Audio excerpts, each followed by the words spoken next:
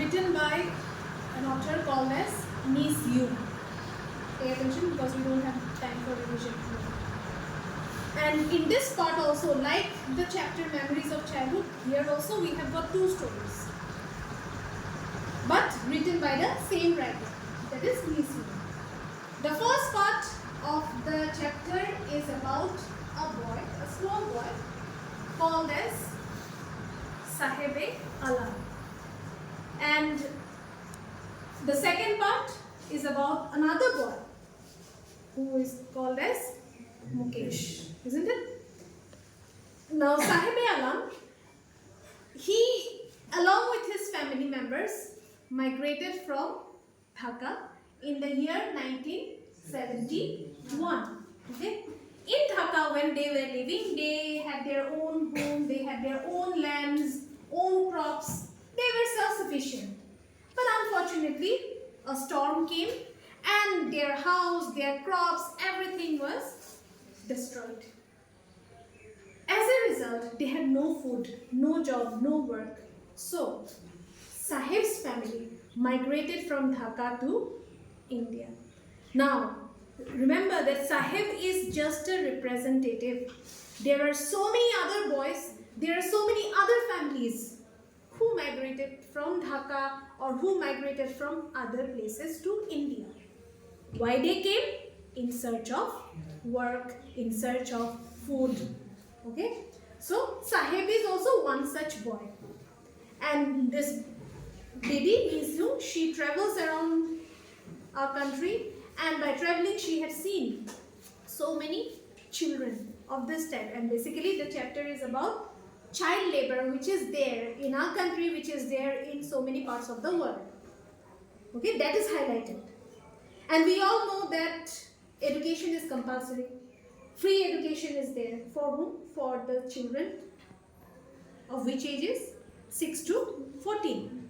But in this chapter we have seen that these boys, these children, they are deprived of education. Okay, now come to the second part. So he migrated from Dhaka, and after migrating from Dhaka, Sahib along with his family, they settled in a place which is near to Delhi, and that place is called as Simapuri.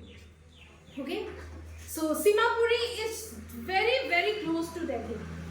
But if you visit Delhi and if you visit Simapuri, you will be able to find a lot of difference. Delhi, it's the capital. The living standard of people is very high. Whereas in Simapuri, if you visit, you will find that mostly the place is occupied by whom? It is occupied by the rag pickers. If you want to live in Simapuri, then you have to become a rag picker. I'll not go into every detail because this is a quick revision. Okay? So Sahib settled in Simapuri, and what he used to do? Early morning he used to get up and he used to take the sack or that gunny pack over his shoulder along with his friends, and he will move out. For what? In search of gold. Now what is that gold? Does he really find gold? No. Sometimes he finds the shining coins. 1 rupee coin. Sometimes he finds, not always. So when he found one day, the excitement started, the hope began, and he thought that he will get regularly. So boys like Sahib used to go early in the morning to the garbage dumps in search of money, in search of coins. Okay? Now, Miss Jung have told us that for these boys like Sahib, rag picking, is it a business? No, it's a fun for them. The garbage, it's gold for them. The garbage, it's a gift for them. When they search the garbage, what they find the coins. But is it the same thing for the parents? No. For parents, it's a means of survival. If there is no garbage, if they don't go for rag picking, then they will not be able to survive. Because of rag picking, they are able to manage a roof. We have seen all those things when we were doing the chapter. Because of this rag picking, they are able to get food. So whatever they have, it's all because of the rag picking. Okay? But for children, it's different. For children, rag picking is a fun. It's a fun-filled activity. garbage. It's a gift for them. They open it, they search, they look for it. What they find there inside? They find the coins. Now this boys, they don't wear shoes or slippers. And we know the story that when Nisyu, she asked one of them, what did they say? That they are comfortable without wearing shoes or slippers. Some of them, they say that it's like a tradition. But is it a tradition? No, actually it's not a tradition. They are actually hiding their poverty. Okay? So this is the plight, this is the condition of the children in our country as well as in many other places. The age in which they should go to school, the age in which they should study, they should gather knowledge, in that age, unfortunately, they are doing this type of things. Okay? They should go to school, they should study, because the title of the chapter is what? Lost Spring. And spring here refers to what? Lost childhood. We all know that childhood is the best period of our life. We don't have any responsibility, we are carefree, life is very nice, very smooth, we don't have much responsibility. So this is the spring of our life. And at this stage, we can learn very fast. We can grasp things very fast. But again, unfortunately, these children, their spring is lost. Their childhood is lost. Why the childhood is lost? Just now I have said, because they are not able to go to school. Okay? They are laborers, child labor. What is the cause of child labor? I have given there. Okay? So this is the condition of the children living in Simapuri especially. They are living there because they are getting food there. Is their living condition nice? No. It's a slum area. They don't have proper houses. They don't have proper drinking water. There is no proper drainage facility. Nothing is there, but still they are living there because they are getting food there. Do they have any identity cards? You know that. They don't have. But still they are living there. Why? Because they have their ration cards. And because of their ration card, they are able to cast their vote. Okay? So that is why they are living in Simapuri. We have also seen that at the end of this part, the first part, Jung, the author, tells us that this boy Sahib Yalla, finally he gets a job. Where did he get the job? In a tea stall. Okay? With a handsome salary. What was his salary? 800. 800. Imagine a boy who goes for rag picking or who goes to the garbage dumps just for 1 coin. That boy is getting a salary of 800 rupees. It's like 8,000 for him. Okay? It's a huge amount for a boy. But interestingly, even after getting so much of money, plus his food is also free, I guess. Remember? You should know the chapter better because we have done all these things. So his food is free, he is getting a salary of 800, but even after that, he is happy or not? No. What is the cause of his unhappiness? He is getting money, he has money now, he has food now, but he has lost a very, very precious thing. That is his liberty, his freedom. The way he used to move around with his friends earlier, can he do this after getting the job in the tea stall? No. Is the tea stall job very tough? No. Just he has to take the canister, if you remember. That steel canister he has to take, and he will have to go to the milk booth and collect milk and give it to the manager of the tea stall. That's all. But still he is not happy. Because he has lost his freedom. As the writer says. The canister is not his. But the bag which he used to carry over his shoulder, it was his. He used to enjoy it. But this job, he is not enjoying. So children, this is just an example. Sahib is just a representative, as I said.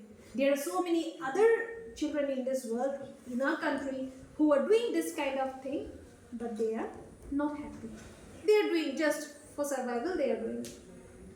But this Sahib story is completely different to the story of the other character, that is Mukesh. Mukesh is totally different.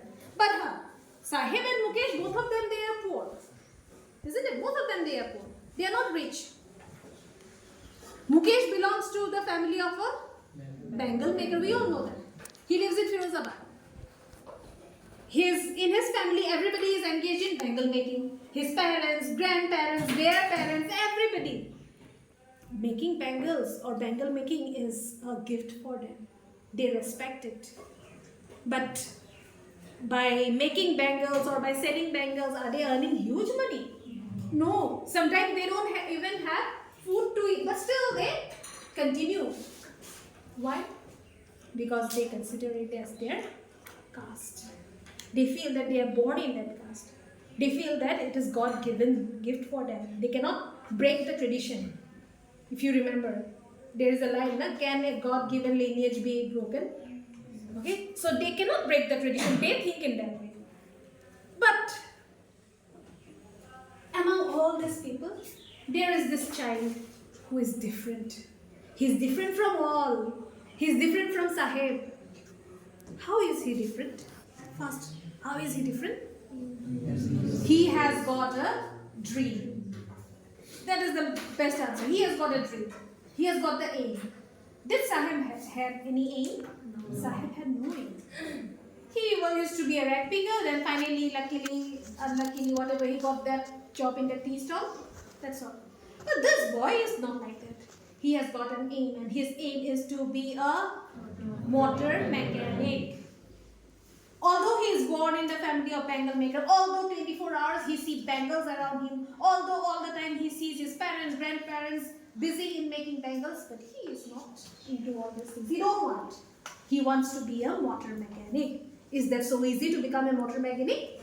In Firozabad, it's very tough because society will not allow him. His parents won't allow him. But still, he has that fighting spirit in him. Remember, if you remember, in the last part of the chapter, the writer asks, no, how will you learn? How will you become a motor mechanic? Garage is far away. He said what? I'll work. He's ready to work hard for his dreams. Isn't it? So, this is the difference between Mukesh and Sahib. Sahib didn't have any aim, but this boy, he had the aim. We don't know whether he will be successful in becoming a motor mechanic or not. Because in the chapter, Jung says us that the society is very tough. There are the middlemen. Who were the middlemen? Remind me first. Bureaucrats, shahukars, moneylenders, policemen. So many are there. And these people won't allow them because these people are doing what? They are taking money from the bangle makers. So they will not allow these children. Children means boys like Mukesh. They will not allow them to move out of Firozabad to do some other business. Because they are getting benefit from them. And Mukesh, if he wants to become a motor mechanic, if he wants to do something new, he will have to face the society. Lots of challenges are there in his path. But still he is ready to work. And Sahib, he was not like that. That's why what happened to him? He got the job, he is getting good salary, but still his satisfaction is not there. Happiness is not there. But Mukesh is not ready to surrender. Just like remember Zitkala says, she is not ready to surrender. Mukesh is also not ready to surrender. He will work hard. What will happen in the future? We don't know. But he is ready. He don't want to become a pilot.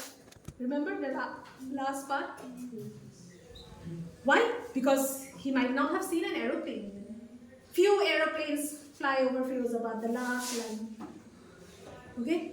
But he has got no regret. He is happy, he is satisfied, he is content to dream about becoming a motor mechanic. So, child labor we can see clearly in this chapter, Lost Spring. One is Sahib, another one is Mukesh, and so many other children. If you move to the cities, if you go to the metros, you will find so many this type of children. In the road, you will find them selling balloons, selling flowers, cleaning your cars. These are real things. It's not something which we are reading only in the textbook. No, this is reality of life. You will find plenty. In our places, you may not find that much. When you go to the cities, you will find lots.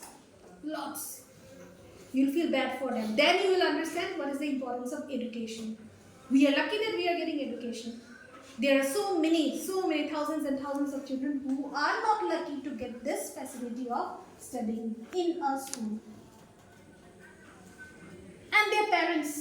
are also helpless. Some of the parents are not even aware that there is this facility of free education. Some of the parents are aware, but still they cannot send the children to school. Why? They want to engage the children in work so that they can earn extra money. Just like, remember, Anne Hamel told to Franz. Remember or not? Franz did not blame the children. Franz blamed whom? Himself as well as the parents. Same here, connect. Whenever you write answers, you connect the chapters. There are so many scope which you can connect it. So, these parents, they are helpless. That's why I say they are helpless. Some of them are not even aware. Those who are aware, still they cannot send the children to school because of their condition, financial. That's why I said economic pressure. Okay? So, the life of these children is pathetic. Very, very sad. That's why we lost spring.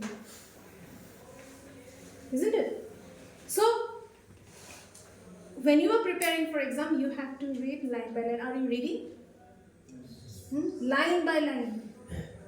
And in this chapter, you will find poetic devices. The most important poetic device is which one? Hyperbole. What is hyperbole? Exaggeration. Exaggeration. Exaggeration means what? Speaking too much. Okay, garbage for them is gold. Where is garbage and where is gold? But garbage is presented as if it is like gold. Unimportant thing, insignificant thing is presented as if it is very, very important. Okay? So, when you are preparing for exam, you have to study in detail. You have to study each and every paragraph, because questions come from the paragraph. They will give you a paragraph, they will give you questions. You know the pattern, question patterns. They will ask the word meanings. Alright? So, study properly, that's why. And this chapter is very, very important. Questions come. Always. There is, I don't think in any particular year, question didn't come from this chapter. It came because a very, very important chapter. Alright? Read yourself.